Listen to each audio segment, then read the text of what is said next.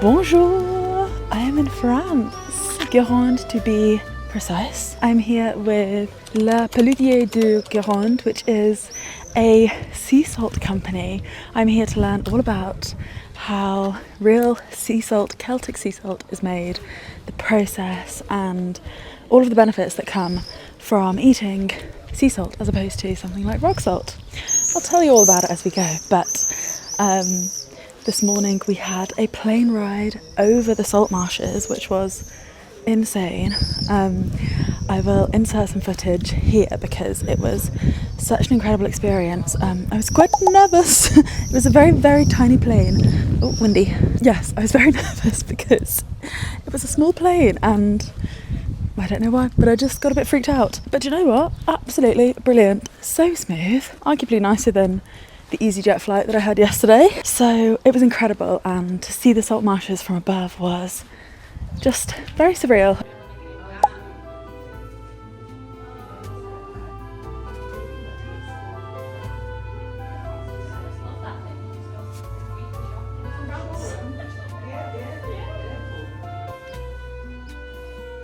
Now, if there's one thing you need to know about me, it's that I love salt. So to be invited on this trip to learn about the process behind harvesting salt was a real treat for me.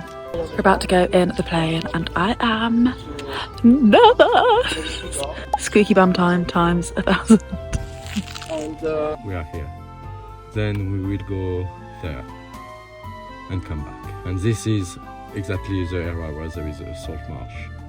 The salt marshes here are the largest hand-harvested salt marshes in France, and the process of preparing the marshes, filtering the seawater and then harvesting both fleur de sel and coarse sea salt is fascinating. At least I think it's fascinating. I'll tell you a little bit more about the difference between fleur de sel and coarse sea salt later, as well as the benefits and uses of both, but for now, enjoy the views of the marshes from above. Each basin is at a slightly different level, so gravity naturally takes the water through the pans, filtering it as it goes before reaching the final basins where they're harvested. It's hard to imagine the scale of the salt marshes, but hopefully these clips give you some idea.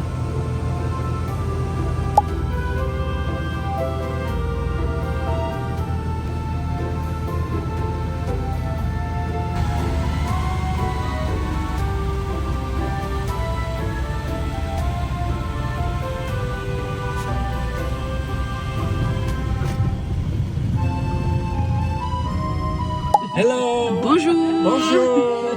Thank you for keeping us safe. I'm still alive! I'm so surprised! That was amazing! That was so much better than I thought it would be. So much less scary, so much less jolty, like so smooth. Landing was stunning. Incredible. I loved it. I want to do it again. And now we are coming to see them up close and in person and learn a bit more about the process of making sea salt. So yes, I'm very excited. Come along for the journey. It's a beautiful day. We're in a gorgeous French town. Very small, very quiet. You can probably hear the birds. It's just lovely. And I'm very excited to be here. Come along.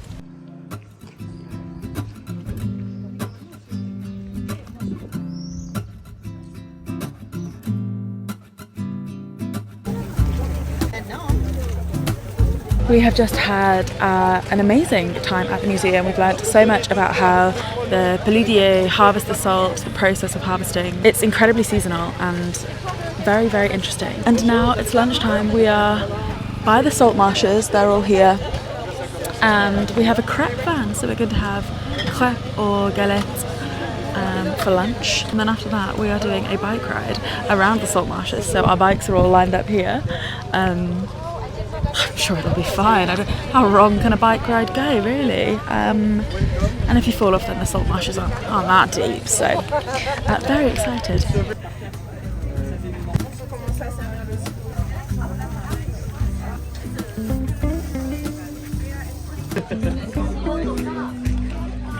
This one is sausage and mustard, which is local to this area. Oh no, delicious though.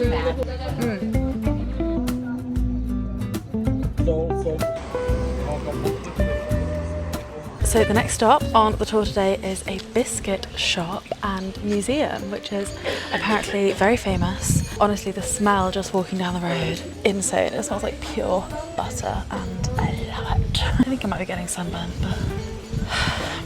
but That's the sacrifice we make for biscuits, eh?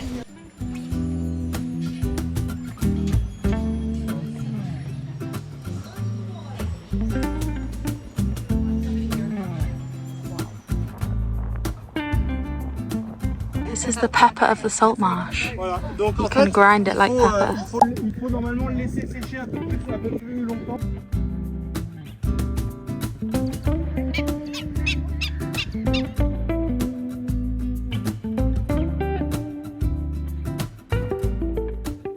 So the tiny crystals that float on the top of the water are fleur de sel. They look like little blossoms, and they are formed through a combination of filtration and water evaporation from sun and wind. They are delicate, hollow pyramids, and they need to be harvested quickly but gently before the crystals get too large and sink to the bottom. A few hours after the fleur de sel has been harvested, the coarse salt, which sinks to the bottom because it's slightly larger, can also be harvested. Paludiers are specially trained at a literal paludier school. It's very exclusive, and they do this so that they can harvest the salt without dragging up the clay from the bottom of the basins. In some climates, like the UK, the seawater must go through a process of being boiled and cooled so as to extract the salt, which means the crystals don't retain as many minerals. Here though, the harvest relies solely on the weather, meaning the salt is more mineral rich. That's not to say other sea salts are bad, just that this sea salt is especially good. This does mean that too much rain or sun can completely ruin a harvest, but you know what they say, high risk, high reward. And the quality of this salt is worth it.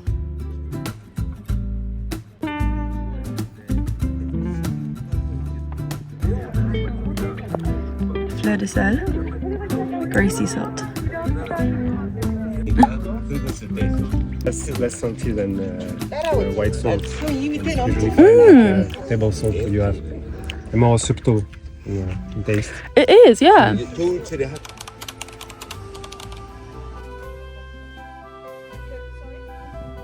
Good morning, everybody. I am still in France, and today we are starting off our morning with a guided tour of Guérande, which is the town that the salt that is famous for the salt. It's a very beautiful old town surrounded by huge city walls, and we're having a guided tour, so let's go learn something fun, eh?